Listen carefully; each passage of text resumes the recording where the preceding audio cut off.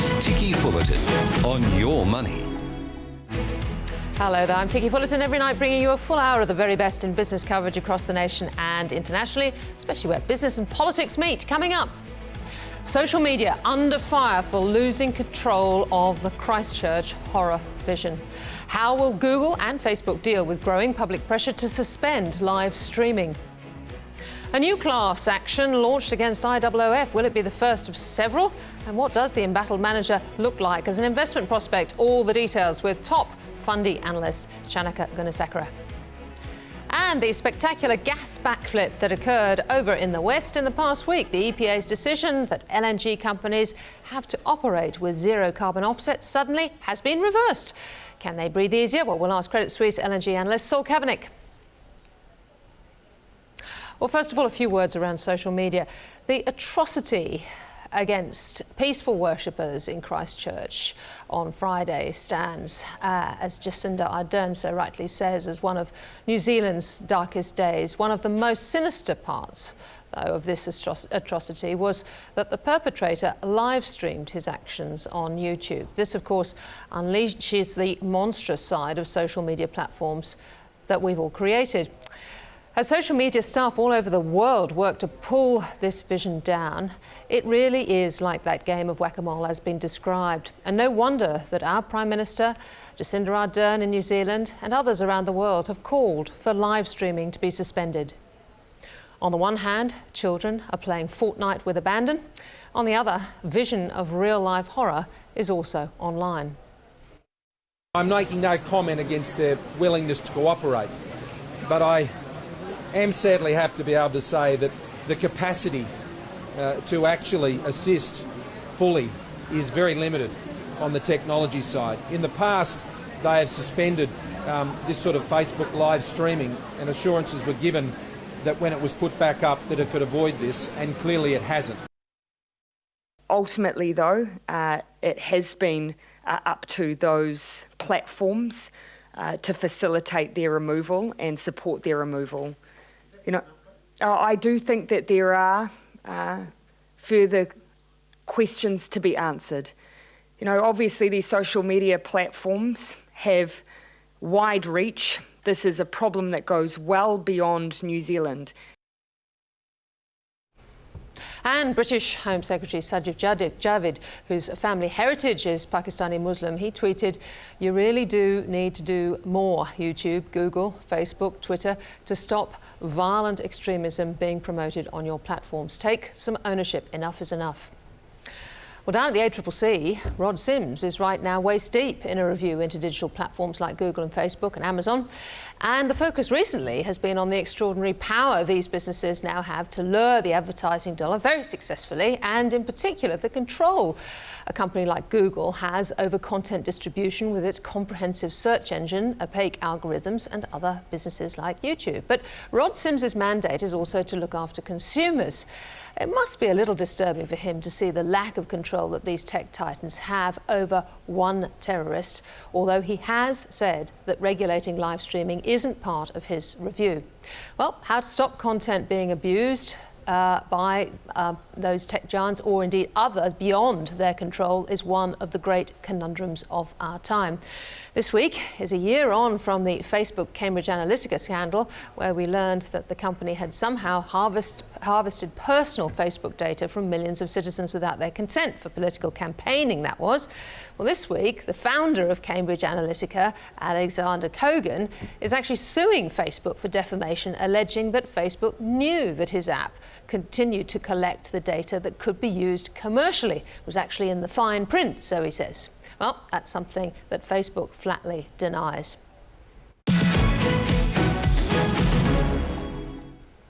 So, look, there's a lot of questions around big tech at the moment with, as I say, that review going on. We're already seeing movement on the issue that we talked about earlier in New Zealand. Some of NZ's biggest companies are set to launch a boycott on Facebook and Google in the wake of the Christchurch attack. It's unclear how long the companies will pull their ads for. Here to give his thoughts on the social media debate that has now erupted around the world is Stephen Scheeler, former Facebook Australia CEO and founder of the Digital CEO. He joins me live at the desk. Stephen, so good to have somebody like you in here to explain some of this for us, because when you were in charge at Facebook, were any of these sorts of issues really live and playing out? Well, first I want to say I'm sorry it has to be under these circumstances. Yeah. My heart goes out to New Zealand, and you know, I don't have words for it. So I'm sorry it's under these circumstances. During my time at Facebook, there was definitely a sense of you know, the scale of the platforms, I think, was getting away from the company. And I think it happened even before it was started to be revealed outside of Facebook. And what do I mean by this? So that was year, what, 2017? Yeah, I left Facebook about 2 years ago, in 2017. And during my years at Facebook, the platform just grew so quickly. Now that was intentional. There was a very, you know, growth hacking was a big Facebook thing. Is trying to get the world to connect, and Facebook managed to tap into the sort of the zeitgeist of how people want to connect with each other and share things and know where their family. I mean, there's just a strong, it's there in society, and Facebook managed to build an app for that. And that's one of the reasons Facebook grew so quickly.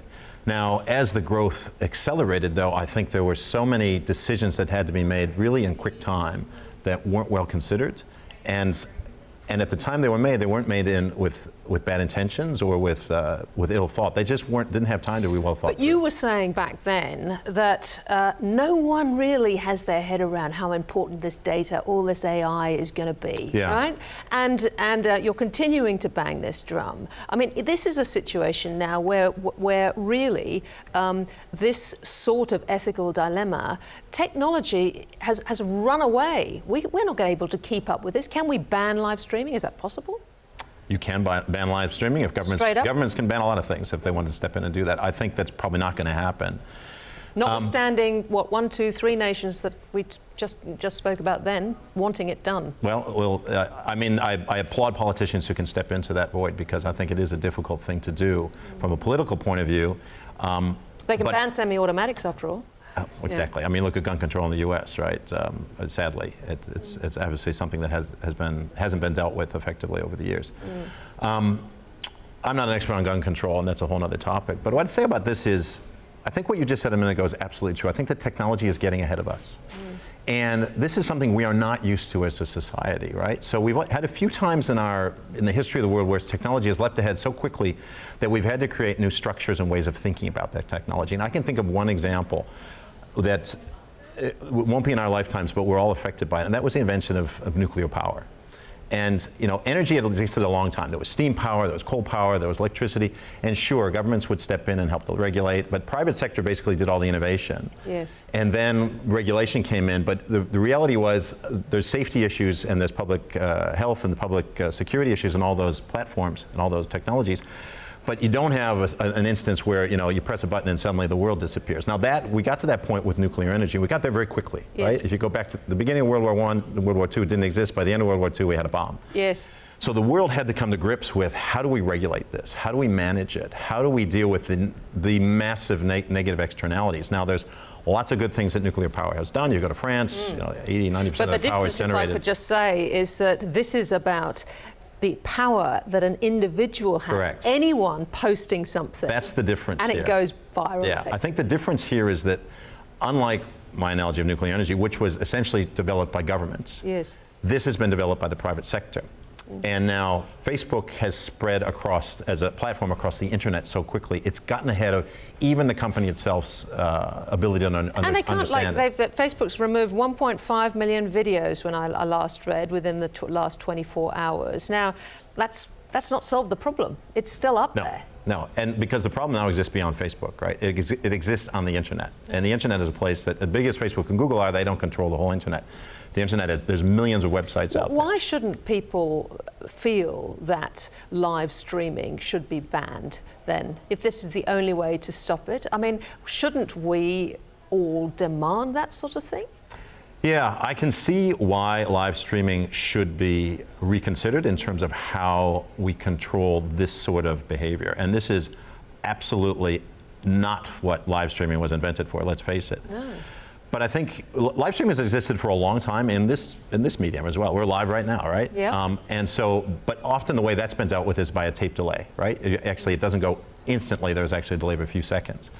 Now, that is something but that... DIY live streaming, do-it-yourself live Correct. streaming. Now, there could be a buffer and a tape delay, as it were, on live streaming on Twitter, Facebook, and YouTube. That could happen. But I think what has to happen is not so much that governments recommend it, I think, because I don't think the platforms themselves are always only going to step so far. And the reason for that is economics. So their incentive is to make money, and their incentive is to spend just enough money to comply with regulations. Every business on earth has this incentive, right? And that to have that reputation, which is so connected to the economics, because this trust word that gets bandied around all the time. Yeah. I mean, as you've seen, got some New Zealand companies we were mentioning just then who are looking at, perhaps thinking twice, pulling ads back, for a while. And I think the economics will drive Facebook to the right decision, or regulation will drive Facebook or Twitter or Google to the right decision that society wants. I think if coming back to nuclear energy, if that was in the hands of a private sector and it just been allowed that one private sector companies could simply run it as they please, I think we'd have a very different world around nuclear power than we have today. Yes. And I think, for good and for bad, I think these big social platforms are analogous to the creation of those sorts of something like nuclear energy. What do you think of the Rod Sims review? Again, as I mentioned, he's not, but that whole idea of what to do about live streaming is not part of his purview. But the whole fake news idea, the reputation, that sort of stuff does filter into his review very much. How do you think the review is going to go? Well, I mean, his review is very far-ranging. It is. Regardless, he's got a lot of things to uncover. How's his review going to go? I don't know. I mean, I'm not inside his brain, but I think hopefully he will try to tackle this issue that I'm pointing at, which is I think we're moving to a world where the likes of these internet platforms that were built on the internet, which is a globally distributed network, are really a different sort of beast versus the kinds of businesses we've tried to regulate in the past. So key to this seems to be some level of greater transparency in these algorithms. If not seeing them directly, at least somebody being independent, being able to monitor exactly what it is that they do. I think that may be part of the solution, but I think it depends on the issue you're talking about, right? Yes. So there's hate speech, there's bullying, there's filter bubbles. Well, filter bubbles and how you get the ads. There's data privacy. There's lots of issues that get mixed up and conflated here. The competition issue. Yeah. There's competition issues, obviously, as well. So there's lots of different issues that he's going to be looking at. There's consumer rights, there's privacy, there's so many different things tied up in this. So I don't think there's one simple answer in just a few minutes on air here to come up with the answer. No, I would wish.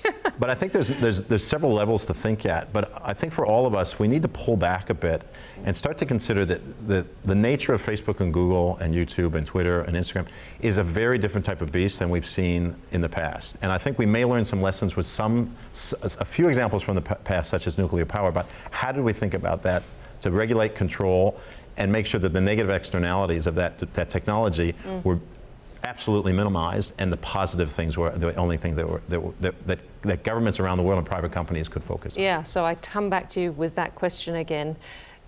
Why shouldn't people feel that the only solution at the moment is to ban live streaming, given that any other solution doesn't seem to fix the problem at the moment? I think live streaming has to be looked at again. I think it's a tool it's very open to abuse, and with the millions of live streams that go on every day that are things that are completely banal, that's great. But one of the things that Facebook, I think, idealistically purports itself to be, and Mark said this the other day in a post he did, he talked about Facebook being a town square where people come together. But I think the difference between a Facebook town square and the town squares we know is that there's an authority in the town square. There's a police station there. There's a fire department. There's an ambulance. Which are generally handled by the local council or government, where you elect somebody. And the truth is, if you don't like how they're doing things, you can elect somebody else, right? The difference with Facebook's town square is we can't elect the new governor or the new mayor. We're kind of stuck with the one that we've got. Well, Steve and Scheeler, I really look forward to having you back on the show talking more broadly about IT and big tech. But I want to thank you very much for coming and talking to us about this really sensitive issue. Thanks a lot. Okay. Well, in the wake of the Christchurch terror attack, Prime Minister Scott Morrison has today announced $55 million for security upgrades at religious schools, mosques, churches and synagogues. Grants between $50,000 and $1.5 million will allow for security upgrades, including as CCTV cameras, lighting, fencing and alarms at places of worship across Australia. Speaking at the Australian-Israel Chamber of Commerce, the Prime Minister denounced the race-based ideology while remembering the 50 victims of Friday's attack. It grieves me that this is necessary, but sadly it is. When I say I believe in religious freedom, which I know many Australians know I do, I believe passionately in it. I know it has to start with the right to worship and meet safely without fear of violence. This must be the first freedom of religion that we secure so people can practice their faith in safety. Well, a multi-million-dollar commitment will be delivered through the government's Safer Communities Fund. After the break, a former day trading company is taking ASIC to court for defamation. We'll get more on that with Your Money's chief business reporter, Leah Shanahan. You're watching TICKY on Your Money. Now, back to TICKY. Welcome back. Well, now, suing ASIC. One former day trading company is going after the corporate watchdog in court for defamation. Brave, you might think. Well, Your Money's chief business reporter, Leo Shanahan, has the story for us. Leo, so this involved day trading, did it? Yeah, it's an interesting case, Ticky. As you mentioned, this goes to a company that's a day trader, intraday trader, Select Vantage, they're called now. They're a Canada-based company, big company, large revenue, about 30,000 odd traders working for them globally, usually working out of pods in China and Eastern Europe. Now, they must this have company, into this yes, market. now this goes back to 2014. Not long after they entered the Australian market, ASIC started looking into some of their behaviour. Now, ASIC accused them of a practice called layering, which you can do if you have large amounts of traders intraday. Basically, you go either side of the deal, you bulk up the price of the stock, and then you pull out before actually having to go through with the sales just to get Push the stock, the market up. get the stock up. And that's not allowed, presumably. That is not allowed. That is manipulating. Yes, and there was another company called Swift Trade, which was also initially Canadian-based, which was fined about £7 million by the UK regulator for this practice. Now, so ASIC would look there and go, hey, ASIC how's looked this there going on because over here? they had a mutual employee in a Mr. Schaefer, who's the CEO of Select Vantage. Now, he set up Select Vantage, really with a focus on regulating this practice. So while some may not agree with some of the practices that take place in this kind of day trading, it is legal. Now, they were accused of this practice, and then ASIC, including, I think it was very interesting, its head of market supervision, Greg Yanko, and then Mr. Price, the ASIC commissioner, met with Macquarie and told them, look, you can't, who were providing brokering services for this company, told them, look, you have to stop providing services. These guys have been guilty of layering in the United Kingdom and also something in Japan. Oh, so they dissed the company to Macquarie. Exactly. Okay. Now, they went along then further. Mr. Yanko made calls to Bank of America, UBS, Credit Suisse, Citi, Deutsche, all warning them not to provide services to Select Vantage. Now, what happened then? Well, of course, they couldn't do business in Australia. Now, interestingly, only a month later, ASIC was forced to put out a clarification saying that actually it had never taken any action against Select Vantage, and none of its officers or employees had broken any rules. And further, ASIC notes Select Vantage assertions that it has not been terminated by an Australian Leah, market hang on. participant. Well, this might have a little bit to play out at the moment, but so I can understand why Select Vantage might be ticked off. But what about ASIC? I mean, what's ASIC supposed to do? It sees something looking a bit suspicious here, there. It goes over sort of, says, "I'll be careful of this, that, and the other." Have they overstepped? Well, this is a very interesting policy issue, and I don't have have a statement from ASIC yet on this, but ultimately I understand that they will argue a basic policy defence that a lot of bodies such as, statutory bodies will do in a situation like this, that they have a job to do, and that's they have the imprimatur of the law which should protect them as a regulatory body, and that basically they won't be able to do their job if they're going to be sued for getting it wrong. That being said, these guys at one point were about 13% of the ASX in terms of volume of trading. Is it a fine line between the dodgy activity that went on with the other company and what they were actually up to in Australia? Look, there was contact through Select Vantage and the former company, but they were different companies and doing different things and had broken no law. Now, it's interesting as well, as I said, up to 13% of the Australian market at one point. So they had millions of dollars in revenue. The company is suing for something called injurious falsehood, which is a type of defamation that a company can launch. And this case is going on. And the individual, Mr. Scheeler, also is suing for defamation. So this case is going on now at the Supreme Court and for the next week. So it should be very interesting, especially at a time when ASIC is supposed to be asserting itself. Exactly, more on the outcome of this case could really affect that. Leo Shanahan, fascinating. We'll keep in touch on that one. Thank you.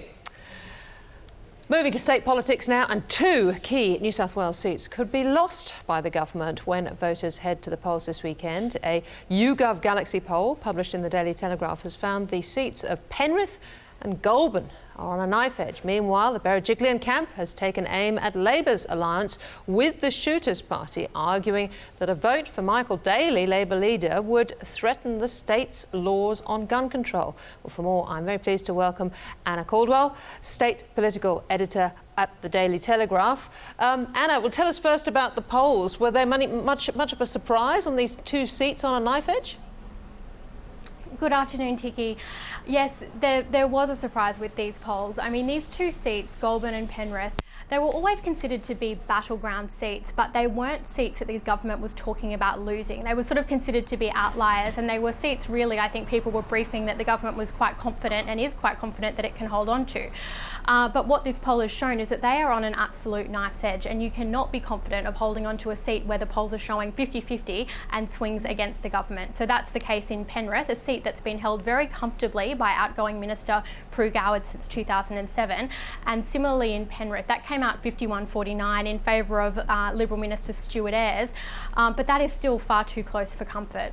Tell me, we've had this terrible tragedy in Christchurch, a lot of talk around gun laws there.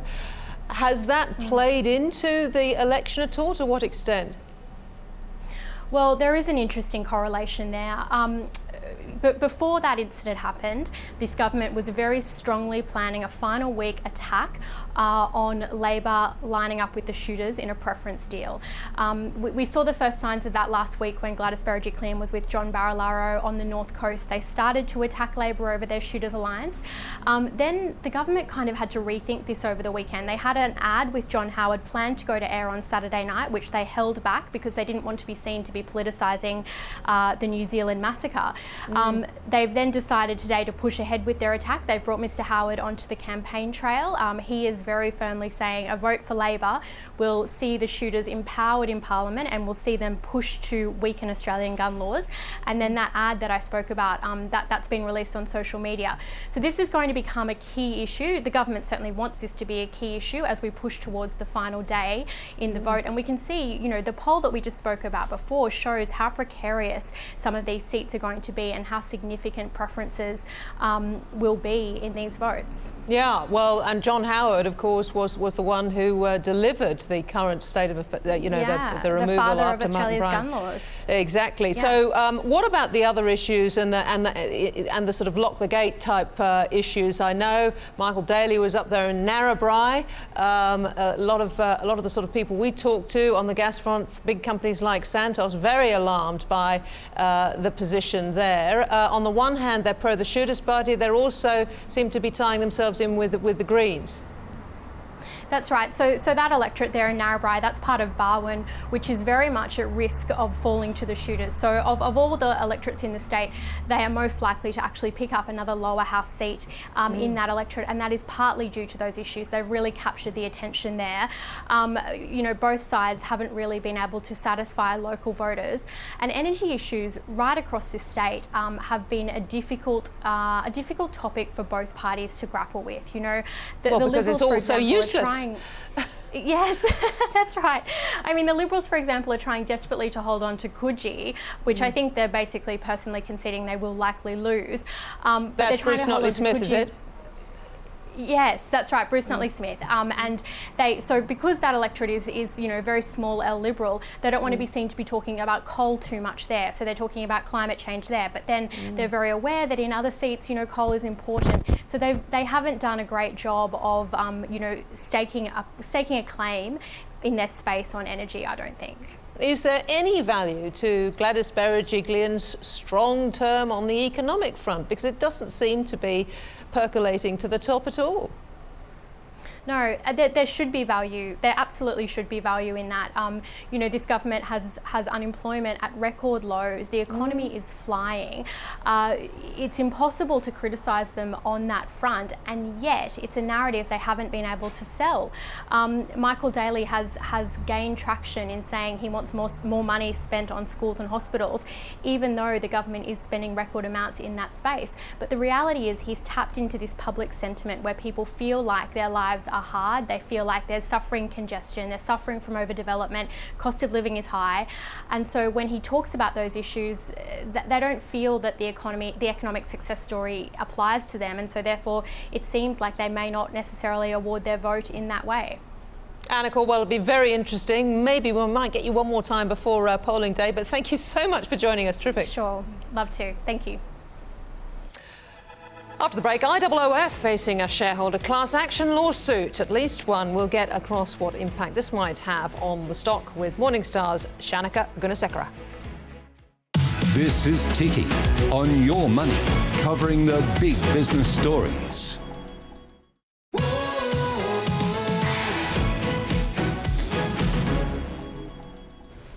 Welcome back. Well, IOOF is facing a shareholder class action over its alleged failure to tell shareholders about APRA's concerns over possible breaches of superannuation law. You may have remembered it in the Royal Commission. The open class action is expected to be filed within weeks and is thought to allege the company engaged in misleading and deceptive conduct and was aware its actions had significant legal and regulatory risks. Class action is based on findings unveiled in Hayne, and those who have been IOOF shareholders between May 2015 and December 2018 will be part of the action unless they opt out. So you're all in there unless you choose to opt out. Well, for more on how this might impact IOOF and as an investment and the issues concerning vertical integration within the banking sector, Morningstar analyst Shanika Gunasekara joins me live at the desk. Shanika, this is not unexpected, this class action? No, I mean, I think it was given the findings of the Royal Commission and also the action by APRA in December, I think, you know, it was on the cards. Yeah, and may not be the last one either. Well, no, I think there's potential action against further action by APRA against them for not acting in members' best interest, and I also think there's a potential action against them via ASIC from revelations from the Royal Commission. So, in a way, I mean, it's pretty dire for IOOF, isn't it? And we remember, you know, the executives. Well, they've all had the marching orders, but not being particularly sort of acknowledging of anything having gone wrong, really. But you'd think this was not a stock to get into now. The question is, should you sell now if you can? Well, I think the result's binary because it depends very much on whether this ANZ acquisition goes through. Now, the current management think they're still confident it's going to go through. Explain what ANZ businesses were being sold. Sure, it's the ANZ superannuation business, the funds businesses, the OnePath business. Now, ANZ is selling their life insurance to Zurich and they're selling their superannuation funds management business to IOOF. Now, for that acquisition to go through, they have to get the trustee of the super fund to to agree it's in the client's or member's best interest. Yes. So given what's happened with the Royal Commission, there's a real question mark whether that's, and now also they've changed the terms of the agreement so that now ANZ also have to approve it as well. So yes. They both have to approve it now. If it went through, though, do you think from an investment point of view it has upside? I think it does have upside from here if it goes through, but there's a real risk that it won't go through. Yeah. That's a thing. And if it doesn't go through, then that was the key near-term earnings growth. And so the aligned dealer groups are already now transferred over to them, but that's a loss-making business. So it's a key consideration to invest. Shanika, I mean, this the sort of bones of this class action, presumably shareholders between that time, between 15 and 18, will have lost a lot of value. Yeah. And if the class action is won, then that would be hugely damaging to the business. Well, yeah. I don't think it'd be as damaging as the ANZ acquisition, put it that way. I think there was a class action, probably the most recent one was QBE, and they settled for I think about 132 million. Now they've got a much higher client shareholder base, so it depends on the allegations, depends on what they didn't disclose. I guess how the lack of transparency. I mean, it's a continuous disclosure breach that the class action is based upon. So it depends on what they haven't told shareholders and what was the extent of their relationship with APRA, how much did it break down, and should they have disclosed that? So right. So you think their fair value at the moment? How do you see their fair value at the moment? Well, it's a binary thing because it's very hard to say if the class, for example, if the ANZ acquisition goes through, then it could be upside towards $7, $8. Okay. If it doesn't, it could go down to say $5, $5.50. That's the broad range. So it's really. And who's in charge at the moment? Are you confident in the management? Well, they've got the management. The CEO has been around there for a while. Yes. But it's not his fault. Obviously, it's more partly his fault, but it's mainly the board. Who are responsible for corporate governance. Right. If ANZ, if I can throw to ANZ for a moment, if that sale doesn't go through, now we've seen what is happening with CBA. They're pausing their demerger. Given that the Hayne Royal Commission didn't recommend banning vertical integration, do you think we're going to see some of the banks thinking, oh look, we might hang on to a little bit of upside? Yeah, I doubt it, to be honest. I think the reputation damage has been so bad, and I think the compliance costs will be much higher going forward, and it's pretty clear. So it's got to find a home somewhere else? Yeah, I think so. Right. And I think the reason why they're delaying it is because, and I don't cover CBA, but the reason I suspect they're delaying is because they're going to focus on the remediation, and it'd be very hard to sell given that they were selling their mortgage business. The mortgage business is going to get disrupted by the Royal Commission, on mortgage brokers, their wealth management. Unfinished business. Exactly. It's going to be very hard to IPO, I suspect. All right. Now, one you do cover is AMP. Now, people often sort of compare IOOF to AMP. You see more sunshine for AMP in the longer term, perhaps. Well, a very long term. I think the next few years are going to be very disruptive for AMP as well. I think there's going to be, if you look at the Royal Commission, there was a smorgasbord of potential actions that ASIC and APRA could take against it. So I suspect very high likelihood there's going to be more court action against AMP. And class actions, they're also the AMP. And AMP's new CEO made the point that they're going to focus on separating out their life business that they're selling to Resolution Life, and remediating customers and improving their corporate governance. They're not going to focus on things like selling taking more sales initiatives. So it's going to be hard for them to grow their funds under management. It's going to take a fair amount of time. You're making the point too that in terms of flows of funds under management, IOOF seemed to hang on to more than AMP. No, they did. Yeah, which was interesting, I thought. Yes, it was. And in fact, I actually spoke to AMP and asked them about that. They weren't going to comment on a competitor. But yes, that's true. Why do you think it is? Well, maybe the fallout for AMP was so much. There was so much more media attention to it, I guess. And it's much more of a high-profile organisation. Yeah, exactly. And so I think that might be. And also, they had more of a corporate focus as opposed to IOOF. So that might be a reason. But I suspect if there's more media attention to IOOF. You could see that, you know, them losing funds as well. So, yeah. So AMP under Mr. Ferrari, what's he got to do to get the trust back, get the great name, reputation back, and get that funds flowing in the other direction? Well, hopefully going to be more transparent with shareholders and with customers. Now, it's going to take time. He said what he's focusing on, the first thing was a resolution life sale. It's going to separate the business. Speeding up the remediation of customers. Now, obviously, ASIC more recently have complained that not only AMP but the banks as well are not doing that quickly enough. Yes. So speeding up that, and then I've seen a few ads for them as well recently, but it's going to take more than that. Well, I was going to say, what about the growth side? Because presumably are some of these retail fund managers almost looking forward to a more difficult equity market, that they might be able to perform better as value investors than, say, industry funds? Yeah, it could be, but I mean, I think when it's a more difficult market, most financial advisors tend to gravitate back to big. You know, it's when markets are good, financial advisors, well, this is what I've been told by industry experts, that financial advisors think they can do it by themselves. Yes. So if you get a more difficult market, that might allow them to, you know, retain some of their financial advisors. But what they have said is that they're not looking for the quantity of financial advice, they're looking for quality. So they've lost from, I think, about 2014, over 4,000. Now they're closer to 2,500. So, and they said they're not focusing. That team of financial. That's right. So they're not focusing on that. But if markets get a bit more difficult and they become a bit more volatile, then you can see then that people tend to gravitate back to the big aligned financial advisor groups. And any other sell-offs of assets that you can see as far as AMP is concerned?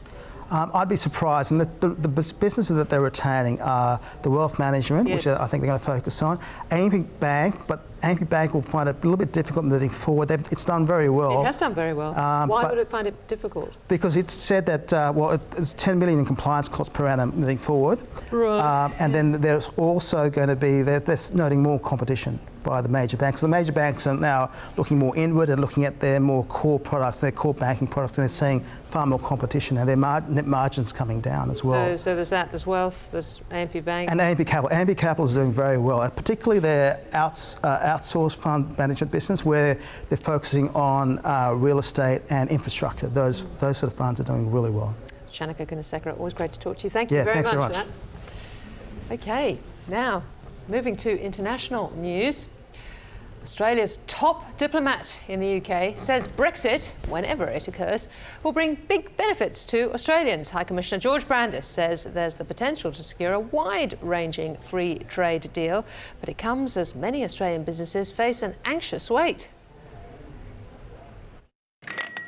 Beer is, of course, big business in Britain, and Australian craft labels are increasingly popular.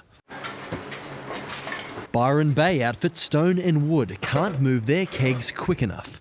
There's a real thirst for new flavours out there at the moment. But he's concerned the flow may slow after Brexit, that exporting to the UK may be more costly and employing Australians more difficult. It's not nice to live in a sort of environment where you have that huge level of uncertainty, and it's for the most part negative. Around 1,500 Australian businesses are in the same boat. Australia has more than $330 billion invested in a country which is undergoing one of the biggest political shifts in its history.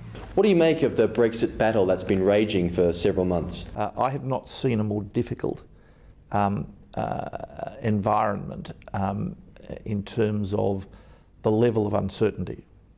However, and whenever the UK splits from the EU, Australia will formally start negotiating a free trade deal. It's something the UK hasn't been able to do since the 1970s.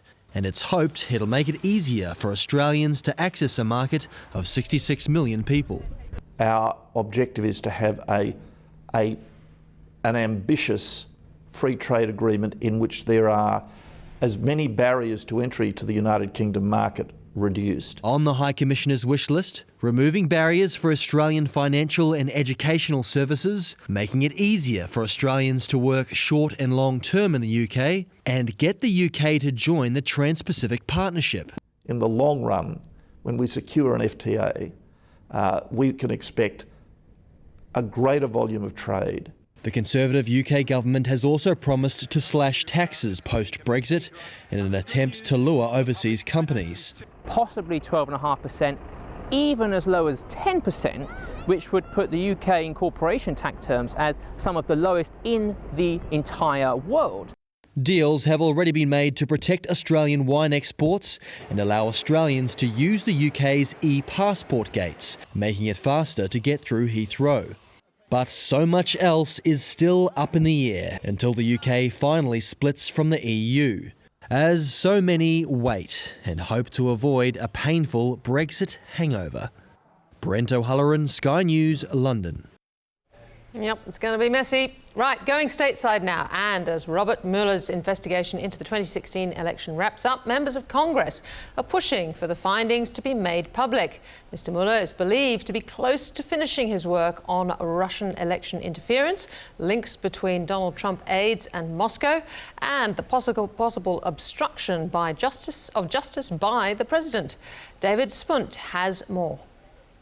That 420-0 vote in Congress is a non-binding resolution, but it's a message that Congress, a bipartisan Congress, wants this report to be made public. This was an especially busy week for Special Counsel Robert Mueller and his team.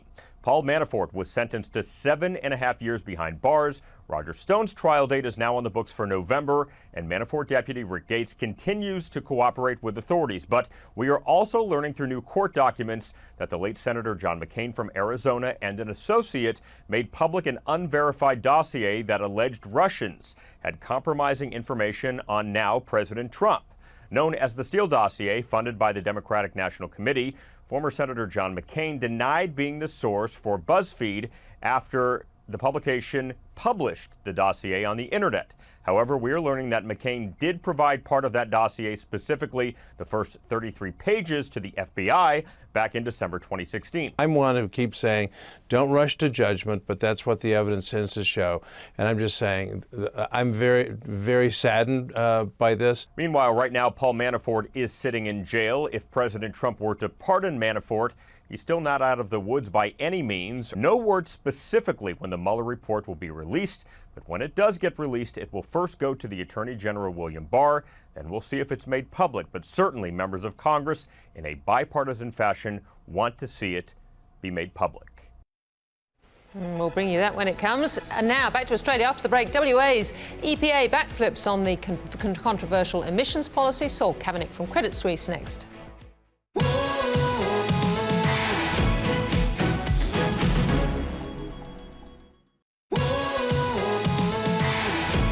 Now, back to TICKY. Welcome back. Now, it's been a lot of fun over in Sandgroper country. The West Australian Environmental Protection Authority has backflipped on its highly controversial carbon offset rules. The new rules unveiled by the EPA last week triggered immediate backlash from the local oil and gas industry, warning that billions of dollars of major projects would have been at risk. Well, for more on that backflip, Credit Suisse analyst Saul Kavanagh joins me live at the desk. Saul, what a week you've had. You were in Perth on the ground. Just take us through your week.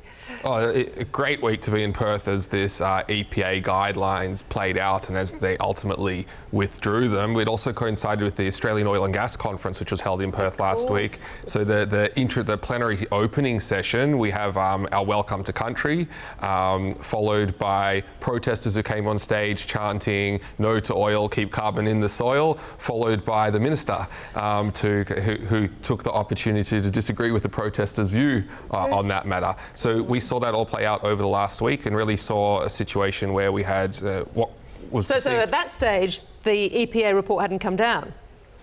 Guidelines are out, but only withdrawn, I think it was Thursday last week. Yeah, but at that point, the guidelines, at the time when you had the protesters there, the guideline hadn't come out? They hadn't been withdrawn yet. Yeah. The minister was up there and he spoke about the need to also factor in, overall life cycle emissions here. So what is the politics behind this? Why the backflip? I mean, we've got a federal election, of course, going on at the same time.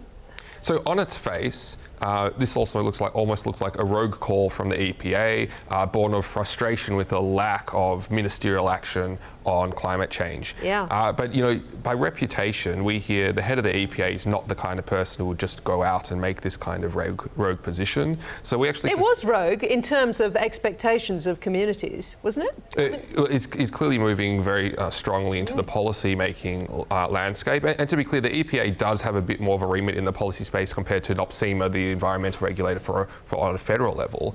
But still, it was seen as a very aggressive So if the top guy view. wasn't necessarily seen as somebody who'd make this sort of big jump, then what happened? Well, we have a suspicion that this kind of had the wink and endorsement of certain left-leaning politicians up on the Hill in WA and within the EPA itself. And this could be actually an idea that should have played to raise this issue as we head into a federal election, where climate policy is seen as a real draw, something that can be challenging for the coalition. But of course, this has backfired in the way it's now played out over the last week, because Western Australia is, for better or worse, an LNG state with tens of billions of dollars and thousands of jobs on the line. And when it comes down to it, and you saw the big industry backlash against these guidelines, you have seen those guidelines withdrawn. So Peter Coleman flew off to the United States or Canada or wherever he flew off to, and he landed. He must have been very relieved to hear the news of the backflip.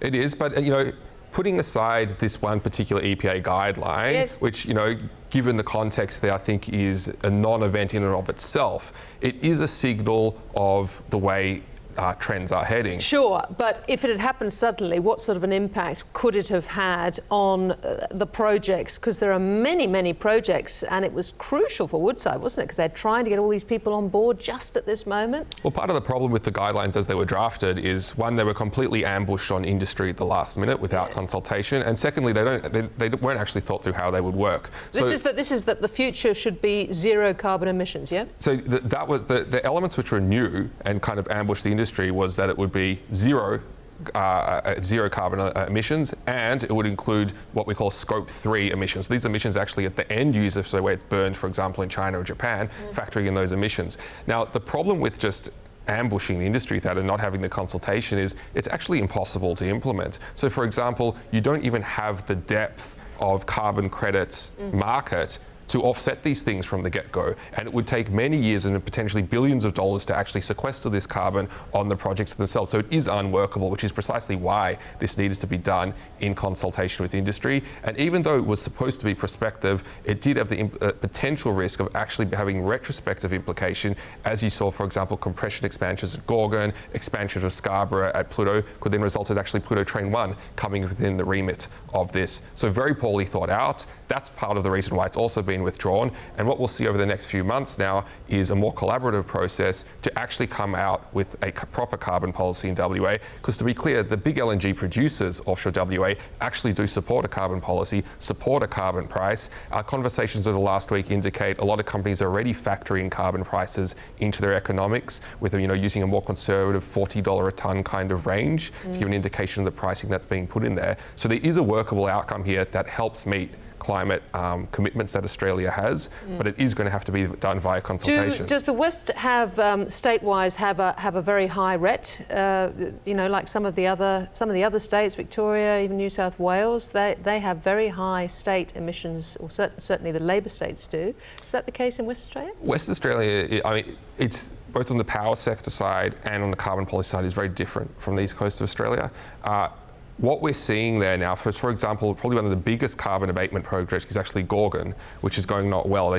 Gorgon's been up and running as an LNG project, but still haven't had the carbon sequestration part of it. And this is again feeding back into the concerns because you don't have the depth of carbon credit markets there to offset all of the even scope 1, let alone scope 3 emissions. And we need to keep bearing in mind to do this on a state level as opposed to a federal level, and to factor in scope 3 emissions can actually backfire in terms of what the EPA is trying to do here, because LNG fundamentally over its life cycle has around half of the CO2 emissions of coal, and this LNG is displacing coal in China. So this EPA kind of guideline, if it was implemented, could actually hinder LNG displacing coal into China and ultimately result in higher net emissions. And what happens if we have a Labor federal government?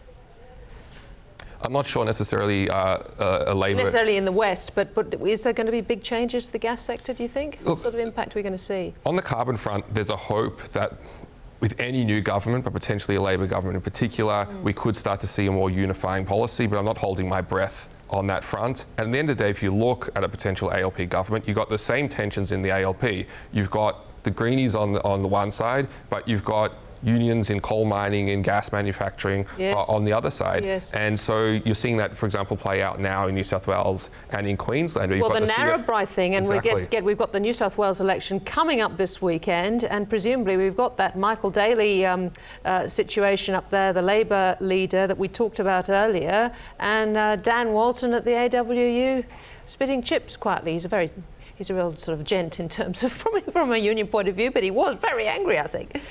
Well, I think that's very telling. So I think Dan Walton, I saw him when he came on your show, and those quite stern words from Dan mean a lot more because he is a lot more measured and much more reticent to come out aggressively compared to some other union bosses who won't name. But you've also got the CFMU also having a spat with Daly over a coal mine. So he's really used up a lot of political capital in the state, and whatever happens at this election, that's going to cost him over the near term, and potentially you could see him being rolled as the New South Wales leader by, taking on populist positions which work against key union constituents within the Labor Party in New South Wales.